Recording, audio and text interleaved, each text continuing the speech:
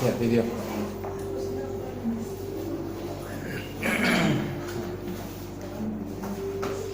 Ya, judul hari kafe kita untuk minggu besoknya adalah berjudul me share gitu ya. Jadi saya atau berbagi gitu ya.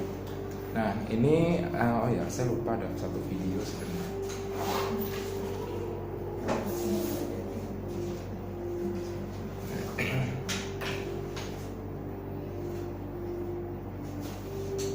Oke, ini ada satu video dulu ya, coba kita ada satu klip gitu ya.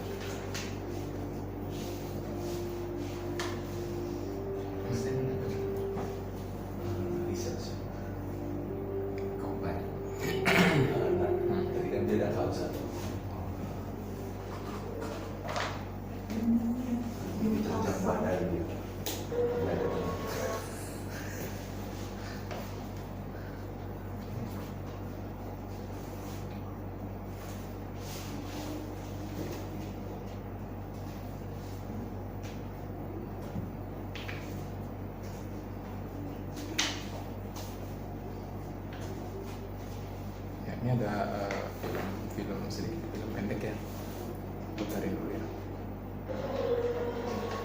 Muncul Ya, sorry sebentar.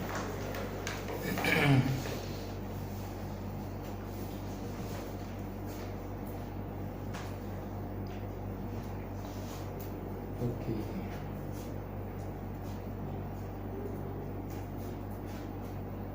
Bangun.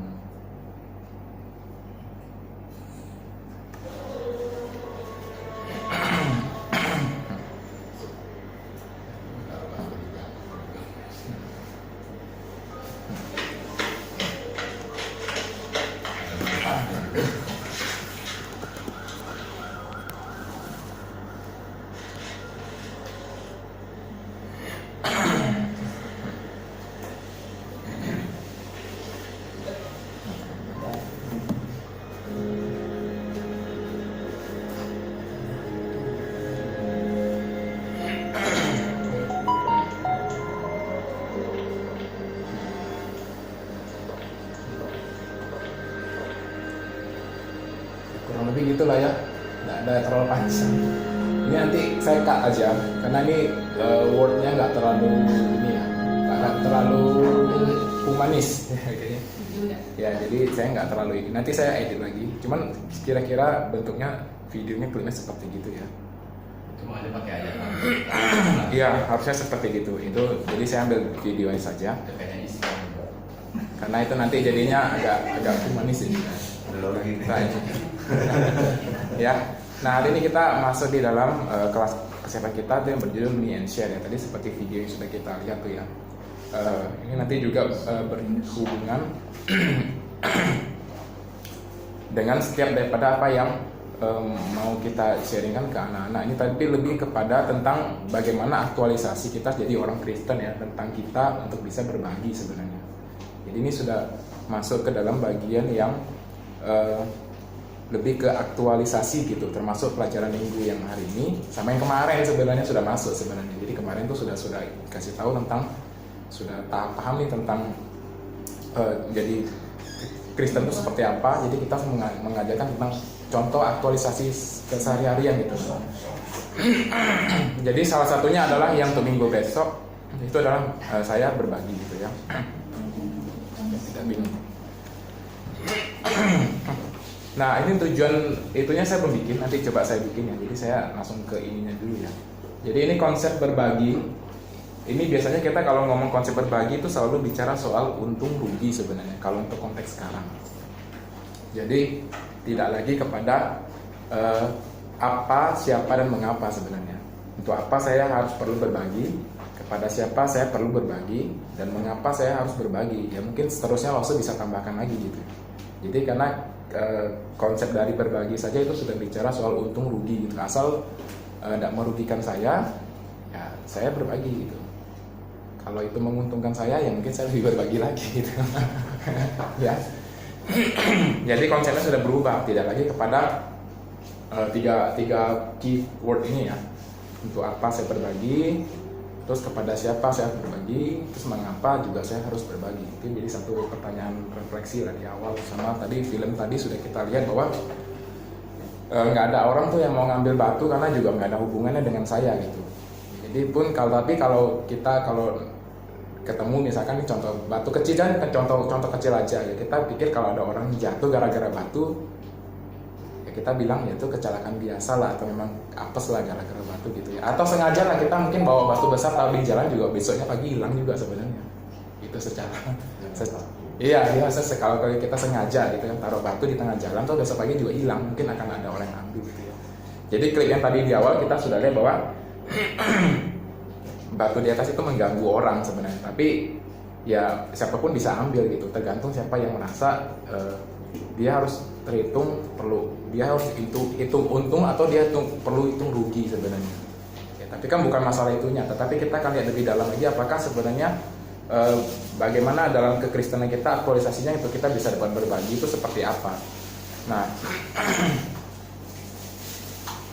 Nah biasanya kalau namanya sudah untung sama rugi ya pasti kita kan sudah bicara soal hitung-hitungan gitu ya.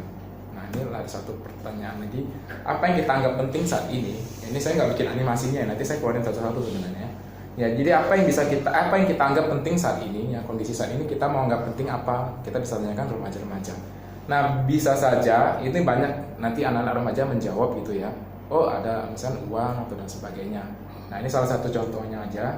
Bisa apa saja sebenarnya, semisalnya uang, waktu, diri, dan biasanya juga bisa. Itu pun bisa berubah. Jadi nggak selalu mereka akan ngomong. Hari ini ngomongnya uang, waktu gitu kan. Jadi kadang berubah waktu mereka bisa berubah juga sebenarnya. Nah itu tergantung situasinya. Situasinya seperti apa. Namun biasanya ada yang jadi sedang pergumulan dalam hidup mereka remaja-remaja misalkan. Tentang oh ya Losa aku lemah dalam mengendalikan uang misalkan. Aku juga lemah dalam misalkan menolong orang gitu kan. Atau aku lemah juga di dalam masalah waktu gitu. Jadi cukup banyak sebenarnya di dalam pergumulan mereka. Karena yang jadi kelemahan mereka itulah yang jadi fokusnya mereka untuk ya pergumulan itu jadi satu hal yang fokus buat mereka sebenarnya. Meskipun ya katakan dibilang lemah gitu kan atau dalam pergumulan. Nah biasanya ini rudungannya adalah dosa ya. Jadi selalu manusia tuh selalu berputar pada hal-hal ini ya. Dan kita tidak akan bilang bahwa uang itu tidak penting, waktu itu tidak penting, bukan ya. Diri itu tidak penting, bukan ya. Justru itu satu bagian yang memang Tuhan itu juga ingin setiap orang Kristen itu bisa mempergunakan itu untuk memuliakan nama Tuhan. Hanya saja dosa merudungin itu semua. Nah kecuali kita melihat pada Kristus itu sebagai satu hal yang terpenting, ya bukan pada Kristus secara konsep ya. Jadi boleh beritahu anak-anak bahwa Kristus tidak dalam konsep gitu ya. Jadi Kristus itu juga di dalam satu keseluruhan sebagai orang percaya di dalam penebusan sebenarnya, lebih ke sana. Nah, nanti detail lagi masuk ke tema Injil sendiri. Ya, jadi ini belum masuk ke bagian ini ya, Rasul-rasul belum sampai kepada tema utama kita hari ini, misi gitu ya. Jadi ini mau jelasin dulu kerangkanya dulu. Nah, tema dari Injil sendiri itu tuh bicara soal keselamatan sebenarnya. Bicara soal anugerah Tuhan. Di dalam Efesus 2 pasal 2 ayat 8 sampai 9 itu dalam keseluruhan itu bicara tentang seluruhnya adalah pekerjaan Tuhan. Juga oleh karena anugerah diselamatkan juga oleh karena iman, yaitu juga pemberian dari Tuhan, dan keselamatan itu hanya miliknya Tuhan saja sebenarnya. Nah, jadi ini salah satu keseluruhan. Sehingga dengan hal ini kita tahu kalau tema Injil itu adalah bicara soal keselamatan. Jadi tidak ada wadah, bukan tidak ada wadah ya, maksudnya tidak ada peluang manusia itu di dalam itu, di dalam karya keselamatan itu. Jadi lebih melihat bahwa apa yang Tuhan memang mau kerjakan di dalam kehidupan kita sebagai orang Kristen dan melakukan itu di dalam aktualisasi itu. Nah, masuk ke tema dalam misi ini. Nah, kita perlu lihat bahwa ada satu kerinduan Allah atas umatnya. Nah, kita bisa lihat ya, ada kerinduan Allah atas umatnya, baik itu di dalam karya penciptaan, bahkan membawa manusia itu keluar dari umatnya keluar dari tanah jajahan ya. Bahkan umat itu dipimpin Tuhan lewat keseharian, lewat tiang garam ya, tiang awan dan tiang api ya. Jadi ada satu pimpinan Tuhan yang mereka tuh boleh lewatin sama-sama mengenal Tuhan. Jadi untuk Tuhan terus mengajarkan mereka setelah mereka di dalam keluar. Ini catatannya adalah setelah mereka keluar ya. Ini kisah Adam dan Hawa yang Tuhan taruh di awal, terus membawa mereka keluar dari Mesir ya, atau tanah jajahan gitu ya. Jadi ini sama seperti membawa umatnya keluar, terus dipimpin oleh Tuhan melalui tiang awan dan tiang api selama kehidupan mereka di gurunnya. Atau kita tahu bahwa di padang gurun kan mereka diajarkan ya, bukan hanya bersatu tahun tetapi lebih daripada 1 tahun, sehingga mereka diajarkan Tuhan lewat pengajaran, lewat teladan yang Tuhan mau berikan kepada bangsa itu sendiri. Nah, pelajaran hari ini kita masuk di dalam 2 Korintus pasal 8 sama 9 ya. Nah, saudara boleh siapin di situ juga. Nanti ada beberapa ayat yang kita baca ya. Nah, kita akan lihat ini satu tema besar adalah kerinduan Allah atas umatnya. Nah, kita akan belajar jika ada hal yang terutama daripada Allah, bagaimana dengan Rasul Paulus yang mau Rasul Paulus tentang pelajaran atau surat dari Rasul Paulus bagi orang-orang Korintus ya. Nah, jikalau kita kan bisa kasih tahu ke anak-anak, jika hal yang utama tadi misalkan bukan Allah ya, yang kalau hal yang terutama dari kita, kalau misalnya ada yang bukan Allah, misalnya seperti uang lah, waktu lah, diri ya, lebih-lebih Paulus ya, kalau kita mau lomba-lombaan tentang sesuatu hal yang paling berharga jikalau bukan Allah, lebihlah Paulus ya, dia menjadikan dirinya setaat mungkin ya, mengusahakannya dengan ketat, kerja dengan keras gitu ya. Jadi kalau kita bisa baca di Filipi pasal 3, ini saya bacakan buat los-los. Filipi pasal 3.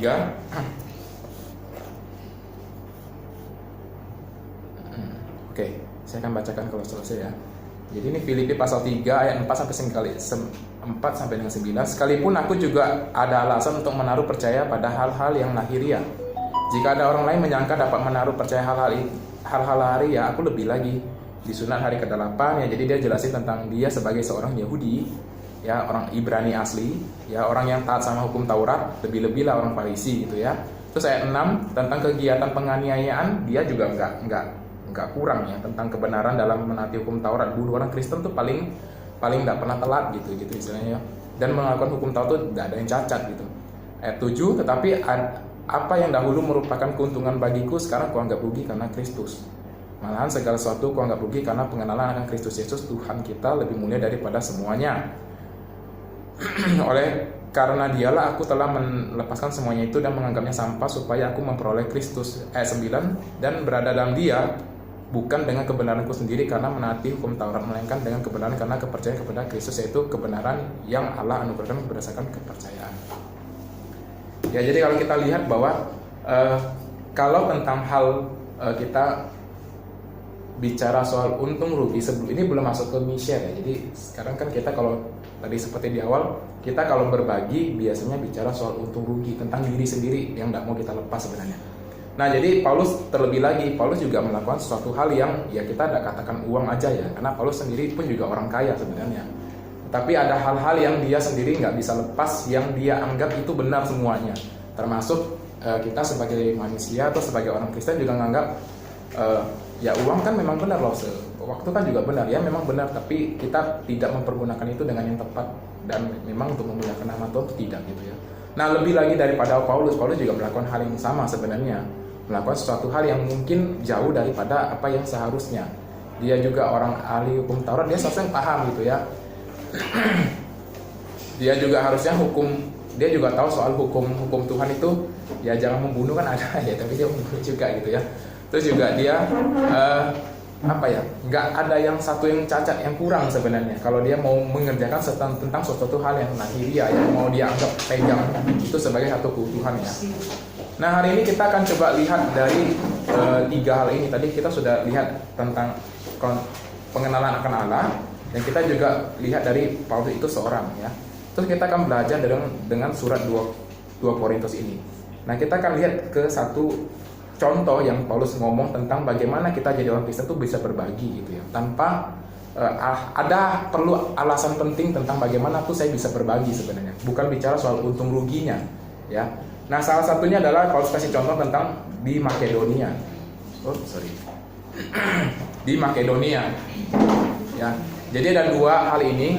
Nah, kita nanti saya kasih bantu kisi-kisi, bantu kasih gambaran ya tentang Korintus ya. Kita tahu Korintus adalah satu kota besar ya, satu kota dagang besar sebenarnya pada saat itu, di mana penginjilan Paulus ya, itu bisa kita baca, kita lihat itu di Kisah pasal 18.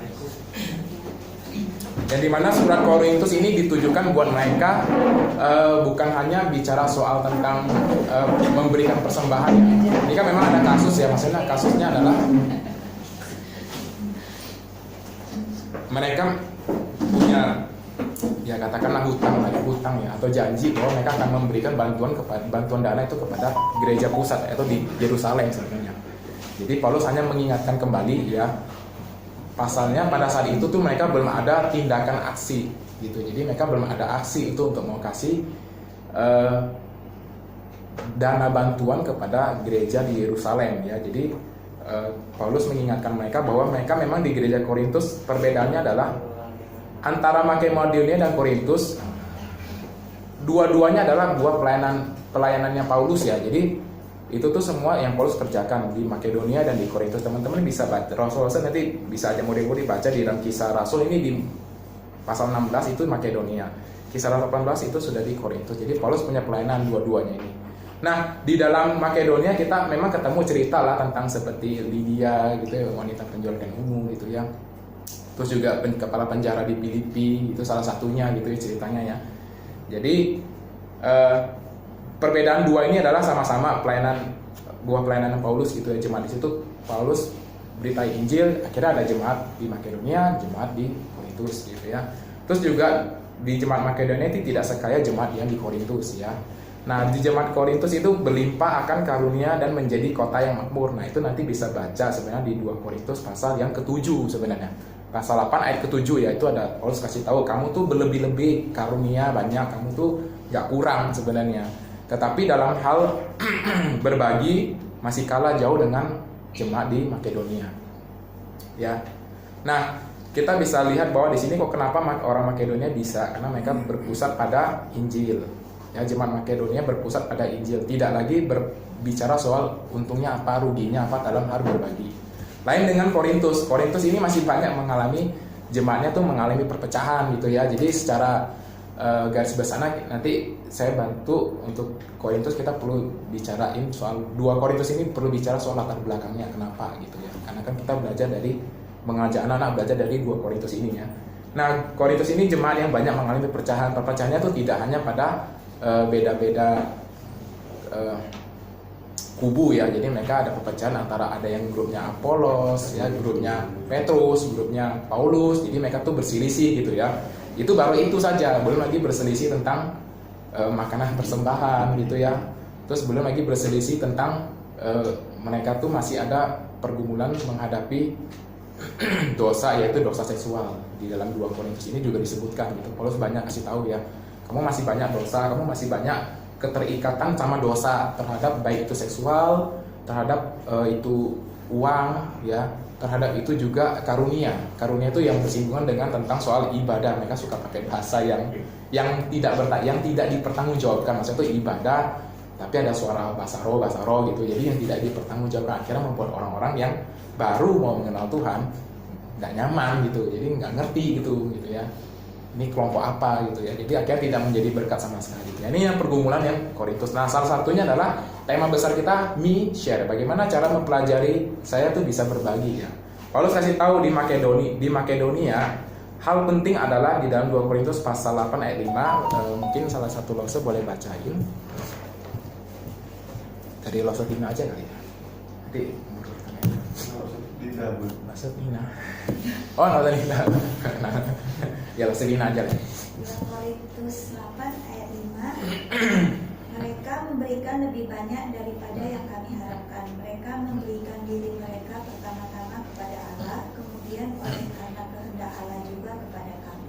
Ya, jadi ada satu hal yang dipelajari dalam bagaimana saya berbagi melalui jemaat Makedonia adalah yang pertama itu memberi diri kepada Allah. Itu hal yang paling penting sebenarnya. Ini bukan bicara lagi soal tentang apa untungnya saya, apa ruginya saya, tetapi ini ada satu hal yang penting tentang memberi diri kepada Allah sebagai umatnya. Tadi ada slide sebelumnya adalah kita umat tebusan Allah. Terus yang kedua, Dan juga mereka tadi sudah satu kalimat ya.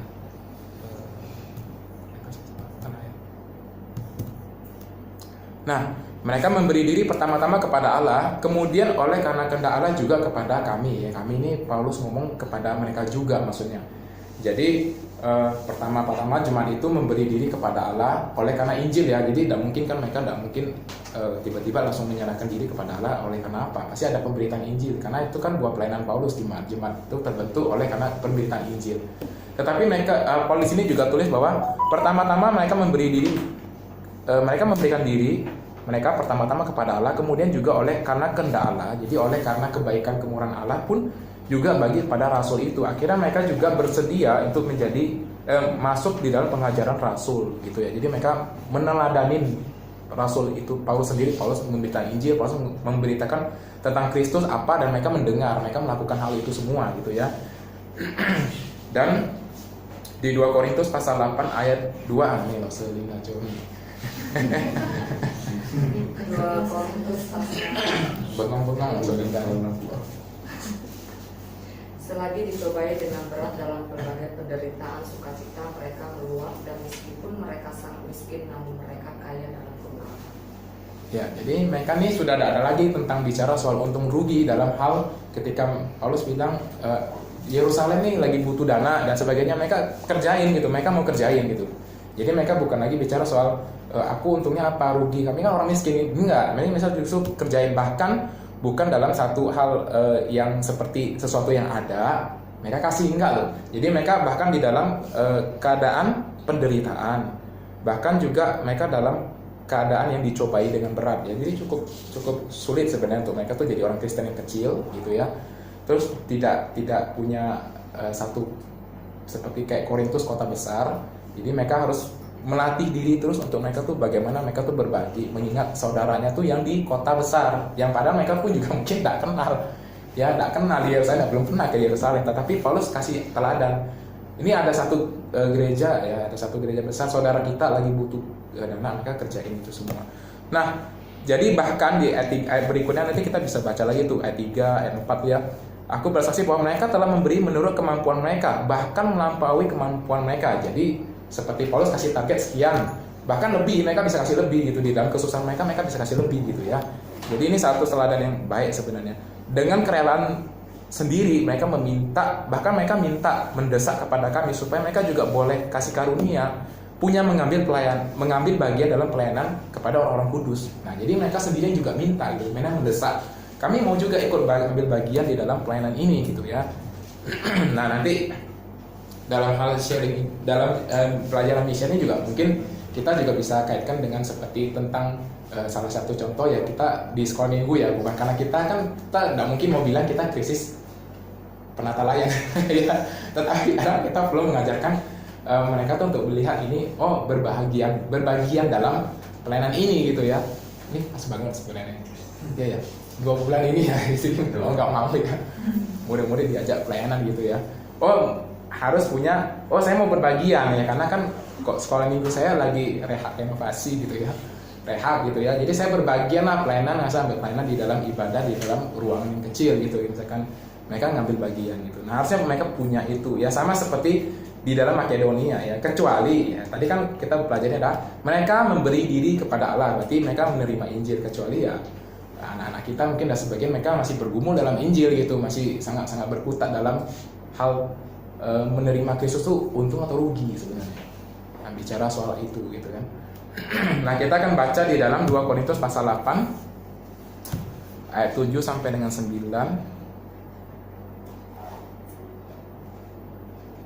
Ayat 7 sampai dengan 9. Berbagian. Tadi sudah Sedina. Oke, mungkin boleh ya. Nanti langsung sambung lagi ya. Tadi sih langsung sambung lagi ya. 2 Korintus 8 ayat 7. Maka sekarang sama seperti kamu kaya dalam segala sesuatu, dalam iman, dalam perkataan, dalam pengetahuan, dalam kesungguhan untuk membantu, dan dalam kasihmu terhadap kami, demikianlah juga hendaknya kamu kaya dalam pelayanan kasih ini. Oke. Ya. 2 Korintus 8 ayat 8. Aku mengatakan hal itu bukan sebagai perintah, melainkan dengan menunjukkan usaha orang-orang lain untuk membantu. Aku mau menguji keikhlasan kasih kamu.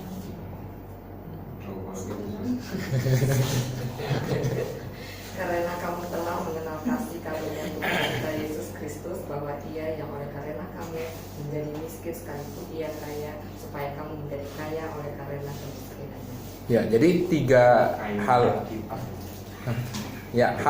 tiga hal ini tuh jadi salah satu ya surat yang memang Tuhan tuh Paulus tuh kasih teguran buat si orang Korintus ya, kasih tahu kamu tuh kaya loh dalam segala sesuatu, dalam iman, perkataan, dalam pengetahuan, dalam kesungguhan untuk membantu tuh harusnya punya gitu di dalam Korintus, karena mereka cukup lengkap untuk mereka punya sesuatu hal ya, karena mereka dikenal kota besar juga atau kota dagang kan, di Korintus itu kota dagang besar sebenarnya, dan kota yang pusatnya tuh banyak pengetahuan karena di situ banyak pengajar dari kalangan orang-orang Yunani. Jadi ya, maksudnya filsafat Yunani berkembang di situ gitu ya. Jadi banyak pemikir-pemikir besar sebenarnya di situ. Jadi mereka tuh cukup jadi kota yang ramai sebenarnya. Punya semuanya tapi banyak masalahnya juga sebenarnya. Nah, kita masuk lagi di dalam 2 Korintus pasal 9, boleh disambung. Ayat yang cukup panjang, langsung baca aja semua kita ya. Udah semua langsung tukar giliran. Enggak. Maksudnya saya tidak potong-potong lagi ayatnya. Jadi saya ngajak murid-murid nanti kita langsung baca kayak gini langsung gitu aja. Ayat 6. Ya. Sangkala ini orang yang menabur sedikit akan menuai sedikit juga, dan orang yang menabur banyak akan menuai banyak juga. Hendaklah masing-masing memberikan menurut kerelaan hatinya, jangan dengan sedih hati atau karena paksaan. Orang yang mengasihi orang yang memberi dengan sukacita. Dan Allah sanggup melimpahkan segala kasih karunia kepada kamu, supaya kamu senantiasa berkecukupan di dalam segala sesuatu, dan malah berkelebihan di dalam berbagai kebajikan. Seperti ada tertulis, yang membagi-bagikan, yang memberikan kepada orang miskin, kebenarannya tetap untuk selamanya. Ia yang menyediakan benih bagi penabur dan roti untuk dimakan. Ia juga yang akan menyediakan benih bagi kamu dan melipat gandakannya dan menumbuhkan buah-buah kebenaran. Kamu akan diperkaya dalam segala macam kemurahan hati, yang membagikan syukur kepada Allah oleh karena kamu. Sebab pelayanan kasih yang berisi pemberian ini bukan hanya mencukupkan keperluan orang-orang kudus, tetapi juga melimpahkan syukur kepada Allah. Dan oleh sebab kamu telah tahan uji dalam pelayanan itu, dan kamu memuliakan Allah karena ketaatan kamu dalam pengakuan akan Injil Kristus, dan karena kemurahan hatimu dalam membagikan segala sesuatu dengan mereka dan dengan semua orang. Sedangkan di dalam doa mereka juga menyembuhkan kamu oleh karena kasih karunia Allah yang melimpah di atas kamu. Syukur kepada Allah karena karunia-Nya yang terkatakan itu. Oke, jadi poin dari yang ayat kita baca nanti saya kasih headline-nya ya, mungkin di ayat 7 sama ayat yang 12 gitu ya. Ayat 7 itu Tuhan Paulus ngomong bahwa hendaklah masing-masing memberi itu menurut kerelaan hati gitu. Jadi nggak ada usah sedih hati atau ada paksaan gitu ya. Ini kan bicara soal tentang ya aku rugi tak ya aku untung. Jadi kan sudah bicara soal itu sebenarnya. Sebab Allah mengasihi orang yang memberi itu dengan sukacita. Ayat yang ke-12. Sebab pelayanan kasih yang berisi pemberian itu bukan hanya mencukupkan keperluan. Jadi itu sebenarnya bukan bicara soal orang gereja tuh lagi butuh sebenarnya. Ini tapi bicara soal ucapan syukur sebenarnya. Sama-sama nanti ucapan syukur kepada orang yang memberi dan mereka yang menerima juga. Jadi orang yang memberi itu punya ucapan syukur kepada Allah, sama dengan orang menerima itu juga punya ucapan syukur. Jadi konteksnya tuh lebih kepada Tuhan yang kembali gitu. Sebab Allah kan yang punya berkat itu diberikan kepada mereka yang memberi, juga berkat itu diberikan kepada mereka yang menerima. Lewat orang-orang satu iman ya, satu orang-orang kudus gitu ya. Nah, jadi kita dari hal ini ya, slide ini itu sudah ngajarin kita dapat bagian penting tentang bagaimana saya tuh bisa menjadi orang Kristen. Di dalam aktualisasi saya yang memberikan adalah pertama dari zaman akhir-akhirnya adalah memberi diri kepada Allah dulu. Jadi supaya kita nggak ada beban sendiri untuk kita sendiri perlu ragu membantu saudara seiman, karena kan ini bicara soal membantu tidak hanya bicara soal uang melulu gitu ya, tidak bicara uang melulu, tapi bicara soal sesuatu hal yang bisa kita berikan effort apa kepada orang-orang yang lagi perlu gitu ya. Karena ini tidak bicara soal uang saja, tetapi juga bisa waktu, diri, tenaga, dan banyak sebenarnya. Nah, tetapi ada satu bentuk kerelaan dulu ini ya. Tapi yang pertama adalah terima Injil dulu. Nah, slide-nya saya mundur ya, jadi saya tambahkan. Terus Paulus kasih mereka teladan. Paulus sendiri ada belajar tentang soal memberi pelayanan. Oh ya ada, lebih-lebih Paulus ya. Paulus itu menjadikan dirinya tuh pengikut Kristus, bahkan berkorban demi Injil, bahkan di dalam kerelaan hati dan bukan bicara soal untung rugi. Jadi kalau kita mau cari tahu di dalam ayat ini, kita bisa lihat di dalam 2 Korintus pasal 1. Kita baca lagi 2 Korintus pasal 1 ayat yang ketiga. Nah, ini saya baca aja lah ya. Terpujilah Allah, Bapa Tuhan kita Yesus Kristus, Bapa yang penuh belas kasih dan Allah sumber segala penghiburan, yang menghibur kami dalam segala penderitaan kami, sehingga kami sanggup menghibur mereka yang berada dalam bermacam-macam penderitaan dengan penghiburan yang kami terima sendiri dari Allah. Sebab sama seperti kami mendapat bagian berlimpah-limpah dalam kesengsaraan Kristus, demikian pula oleh Kristus kami menerima penghiburan berlimpah-limpah. Jika kami menderita, hal itu menjadi penghiburan dan keselamatan kamu. Jika kami dihibur, maka hal itu adalah untuk penghiburan kamu, sehingga kamu beroleh kekuatan untuk dengan sadar menderita kesengsaraan yang sama seperti kami derita juga. Jadi kalau mau bicara soal untung rugi, lebih rugilah Paulus sebenarnya. Membawa Injil, kan dia bawa Injil, bawa diri, bawa waktu, bawa dananya dia juga untuk dia memberitain Injil ke orang-orang, termasuk jemaatnya Korintus sebenarnya. Kami ini, ya, jadi Paulus bilang, kami menderita penganiayaan, belum lagi kapal karam ya, belum lagi kami harus mengalami sakit dan sebagainya, itu lebih rugi kami kalau mau dihitung-hitung sebenarnya. Tentang hal berbagi, Paulus juga sudah lebih berbagi ya, dengan membagikan dirinya, waktunya itu kepada orang-orang yang mereka perlu Injil sebenarnya. Nah, jadi sama seperti Paulus bilang, apa untungnya kami? Nggak ada gitu ya. Tetapi apa yang Tuhan anugerahkan adalah ketika Paulus waktu dia bilang, waktu kami mengalami penderitaan, kami di dalam penderitaan kami sanggup menghibur orang yang sedang menderita juga. Ya ini kan kalau kita bicara soal, kalau ada orang kesaksian hidup, misalkan ada satu orang mengalami cancer, dia sembuh,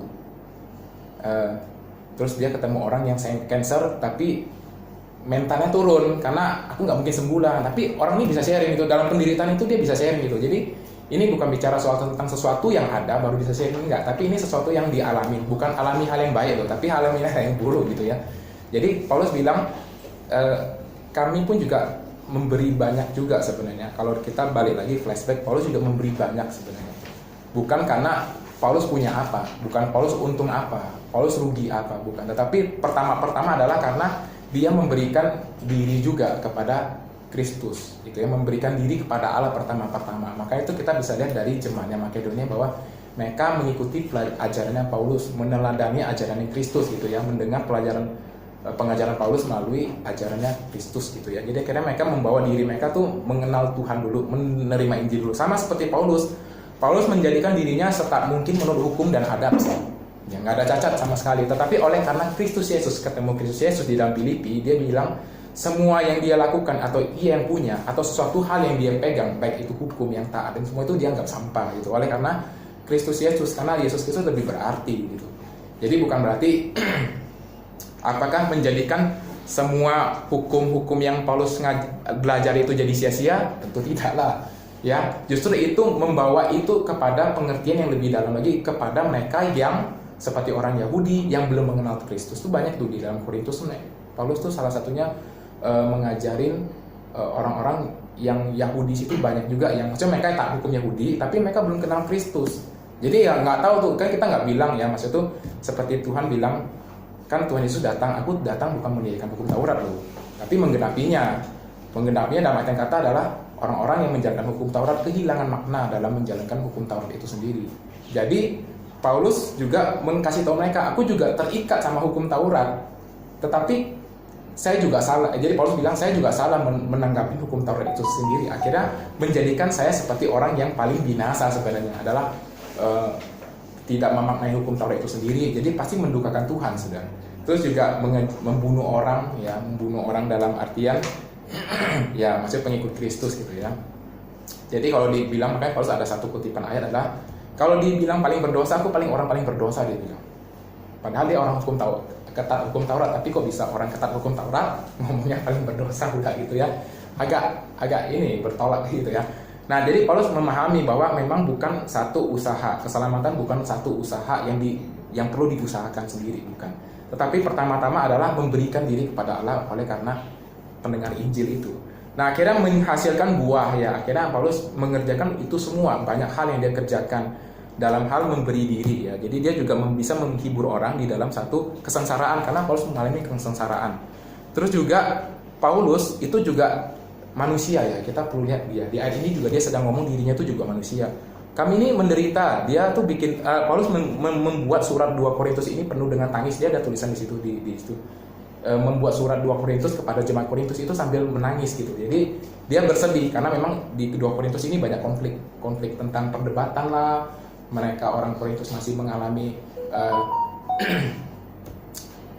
pergumulan, baik itu seks lah, perbedaan, terus tentang harta, tentang penyembah yang salah, itu masih banyak pergumulannya. Dan Paulus bersedih. Bahkan Paulus pun dituding di dalam 2 Korintus itu adalah Paulus dituding sebagai rasul yang kurang makmur gitu loh bahasanya.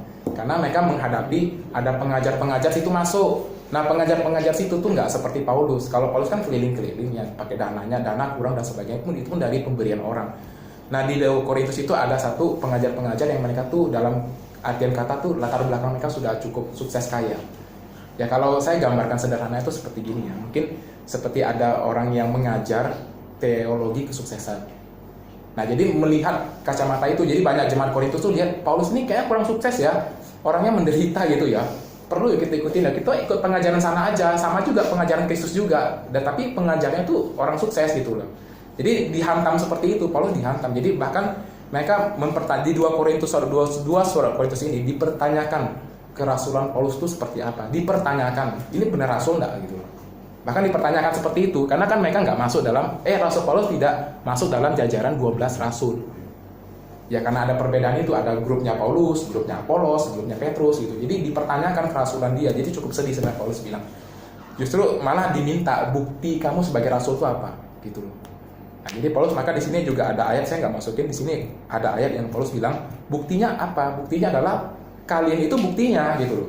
Jadi ada jemaat atau pengikut Kristus di dalam 2 Korintus, itulah buktinya, nggak perlu lagi ada bukti menyatakan Paulus itu sebagai rasul.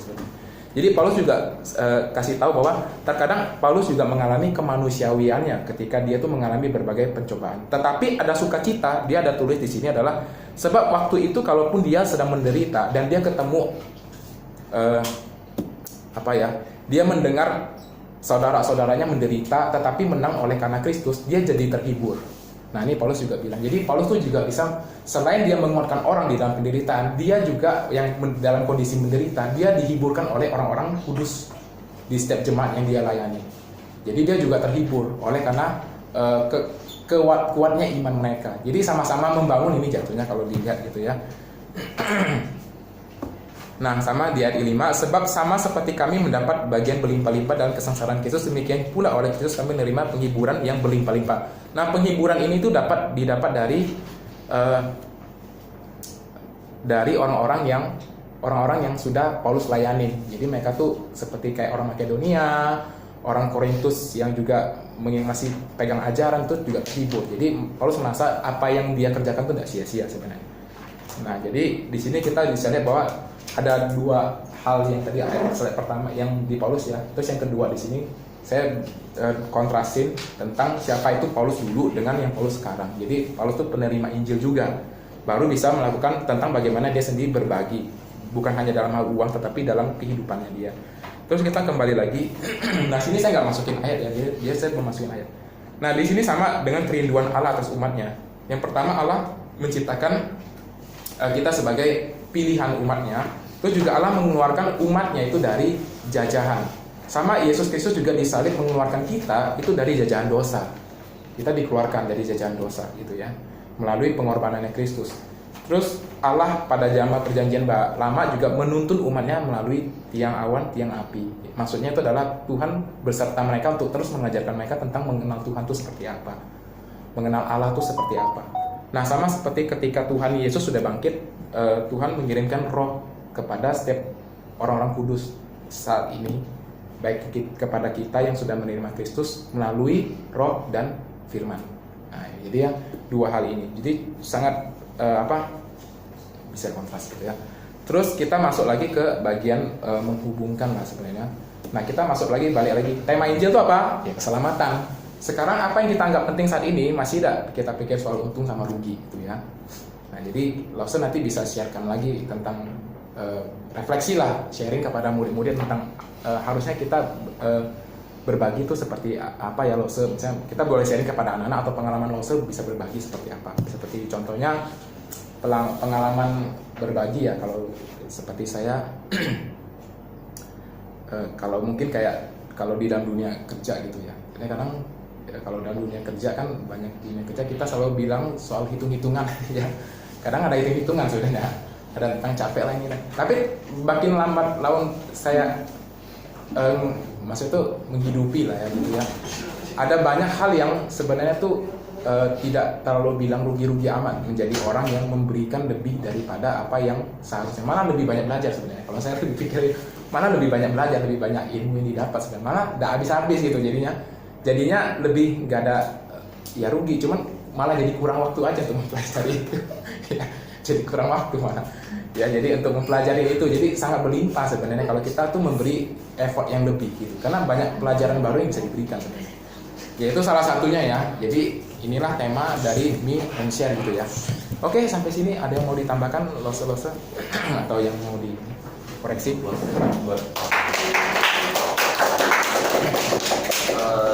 Kira temanya misue. Misue. Ya harusnya kayak gitu ya. Misue. Jadi minggu depan misue.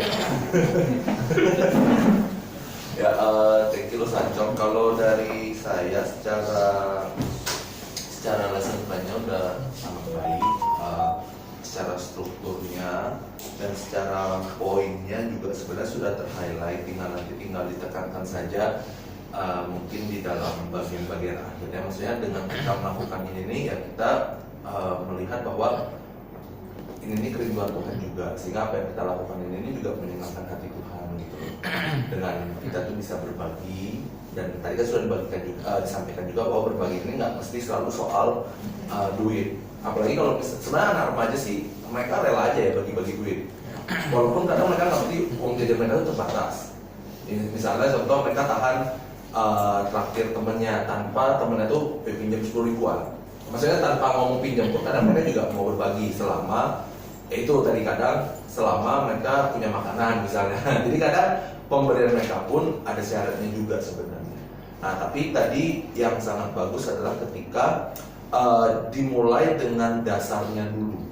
Jadi kalau saudara perhatikan di Soul Jesus kan tidak memberikan dasarnya, maksudnya tidak menunjukkan dasarnya secara jelas bahwa ketika kita mau berbagi itu kita harus ngerti apanya dulu gitu. Nah, di lesson plan-nya Sancong dijelaskan bahwa dasar kita untuk bisa mengerti kenapa kita memberi itu adalah dari hati yang diubahkan itu, yang mengalami Injil itu. Makanya tadi Sancong itu ada singgung di 2 Korintus 8 ayat 9. Itu yang 7 sampai 9. Itu ada poinnya di situ untuk menegaskan itulah kenapa mereka memberi. Nah, kebetulan di Soul Jesus juga menekankan bagian itu. Nah, jadi mungkin itu yang Rasul bisa ingat untuk jadi sentralnya supaya arahnya lebih jelas gitu. Untuk melihat kenapa mereka tuh bisa belajar memberi juga. Nah, nanti tinggal di bagian akhir aplikasinya Rasul bisa breakdown memberi ini soal apa. Kalau tadi kan Rasul ada singgung soal waktu, tenaga, pikiran gitu ya, uang. Nah, mungkin dalam konteks anak-anak ya mereka juga ngalamin itu sebenarnya. Contoh, ketika teman-teman mereka punya masalah, mereka siapkan waktu. Either itu sampai subuh mereka harus temenin, orang tua udah bilang simpen handphone.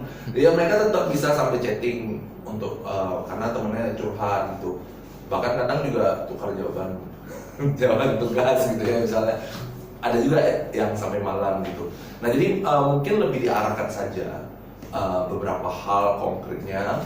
Kalau Saudara tadi kan sempat singgung misalnya konteksnya seperti di KPR ini yang bentuknya akan berubah dalam waktu 2-3 bulan, ya menurut saya nggak apa, dijelaskan saja dan diarahkan gitu untuk memberi ruang bagi mereka atau dikondisikan secara langsung untuk dapat berbagian di dalam memberi gitu. Nah makanya kalau sosok perhatikan bagian ini sangat menegaskan dari apa yang sebenarnya dikatakan sama Matt Chandler. Jadi Matt Chandler tuh bilang bahwa tanpa hati yang diubahkan melalui anugerah Kristus, kita hanya sibuk melanjutkan mengatur faktor eksternal dan internal kita yang keliru gitu. Kita hanya sibuk mikirin diri kita sendiri. Entah di dalam kita atau yang bisa kelihatan dari luar, kita hanya sibuk manage itu semua. Tanpa kita perlu mengerti bagaimana kita harus jadi berkat buat orang lain, kita berbagian di dalam kondisi konteks kita masing-masing gitu. Nah, saya pikir ya itu kenapa tadi yang saya bilang bagus adalah ketika diawali dengan satu konsep bahwa Makedonia ini adalah orang-orang yang mengalami Injil Kristus itu. Ketika hatinya diubahkan, mereka bisa menjadi orang yang sangat radikal untuk dapat memberi. Dan makanya tadi sangat bagus juga ketika itu di-compare dengan orang yang di Korintus yang punya situasi kondisi yang sangat berbeda dengan Makedonia. Makanya kalau baca yang Makedonia ini, Saudara akan menemukan bahwa kok bisa sampai segitunya gitu. Padahal mereka pun juga sangat kekurangan. Bahkan secara ini pun lebih rendah dari orang-orang yang di Korintus gitu. Nah saya pikir Saudara bisa eksplor, dan ketika Saudara menyampaikan bagian ini dan mengajak anak-anak terlibat gitu ya, mungkin Saudara bisa bagikan juga. Misalnya, kenapa Saudara masih setia jadi loser sampai hari ini? Kan itu waktu, tenaga, pikiran, ide buat PPT, persiapan. Bahkan kadang persiapan masih harus baca artikel atau baca yang lain lagi untuk nambahin lagi. Nah, Saudara bisa bagikan kesetiaan itu kenapa? Masih rela pas itu mau membagi itu. Nah, itu yang akan pelan-pelan membuka pemikiran mereka bahwa mereka tuh punya figur di dalam gereja ini. Dan figur mereka tuh bukan hanya untuk hamba Tuhan. Dan mereka melihat konsekuensi. Nah, selain daripada kisah menjadi seorang khotbah, mungkin bisa yang lain. Misalnya beliin obat, beliin pet, bisa contoh. Nah, jadi Saudara punya pengalaman pribadi soal berbagi, menurut saya gak apa-apa gitu loh. Jadi itu pun juga bisa mendorong mereka untuk berbagian lebih jauh di dalam aspek keluarga mereka, mungkin membantu keluarga atau pertemanan mereka, bahkan di dalam gereja ini gitu, untuk terlibat lebih jauh. Nah, gambaran besarnya adalah kenapa kita membahas, kalau Saudara perhatikan 3 minggu ini kita tuh selalu berkaitan soal iman dan perbuatan.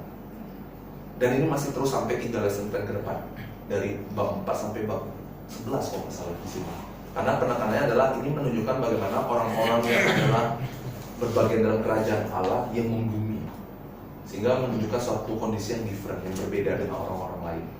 Nah, jadi kalau Saudara masih ingat juga, saya pernah sampaikan di khotbah iman dan gaya hidup, bahwa ini berbicara tentang apa yang kita percayai dan apa yang kita lakukan berdasarkan apa yang kita percayai gitu.